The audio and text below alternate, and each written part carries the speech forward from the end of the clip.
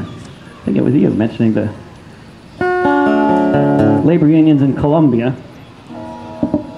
I traveled for like a month with a union organizer for the Food and Beverage Workers Union from Southern Colombia. And but after they shot two of his colleagues in broad daylight, the paramilitaries in front of the Coca-Cola bottling plant, and then they camped out in front of the place for 2 weeks just to make the point that they were the authorities and nobody's going to fuck with them. And so then that pretty much broke the back of the union, and the union organizers decided to come to the United States and talk to people about what was happening there. And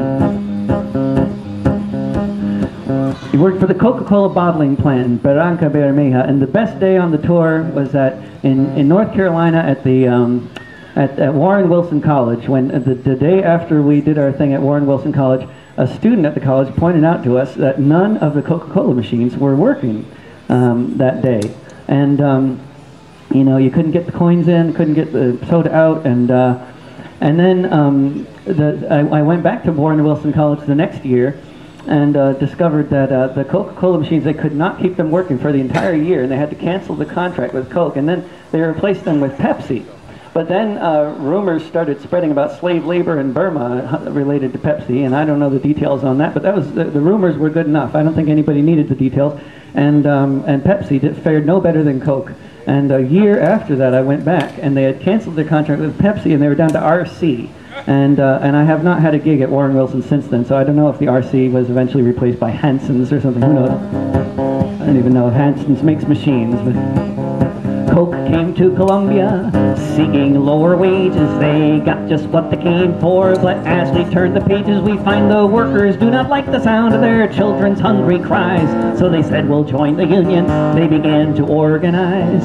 So Coke called up a terrorist group called the AUC. Said, we've got some problems at the factory. The AUC went to the plant, killed 2 union men, told the rest, you leave the union or we'll be back again. Well, Coke did not complain about this dirty deed. Why give workers higher wages when Coke is all they really need? They phoned the AUC, said thanks, without you we'd go broke. And to show our appreciation, here's 100 cases of Coke. The baby drinks it in his bottle when the water ain't no good. The dog drinks it, but he don't know if he should. Some folks say it's the nectar of the gods, but Coke is the drink of the death squads. What is it? Coke is the drink of the death squads.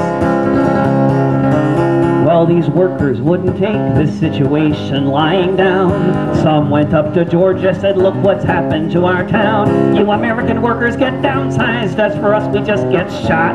And those of us who live, our teeth begin to rot. 'Cause the baby drinks it in his bottle when the water ain't no good. The dog drinks it, but he don't know if he should. Some folks say it's the nectar of the gods, but Coke is the drink of the death squads. Coke is the drink of the death squads.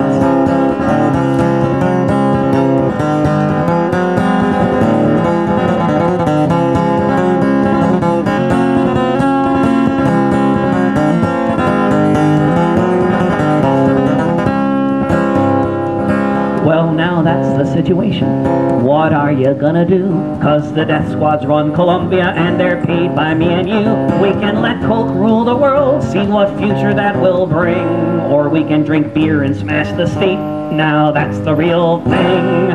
'Cause the baby drinks it in his bottle when the water ain't no good. The dog drinks it, but he don't know if he should.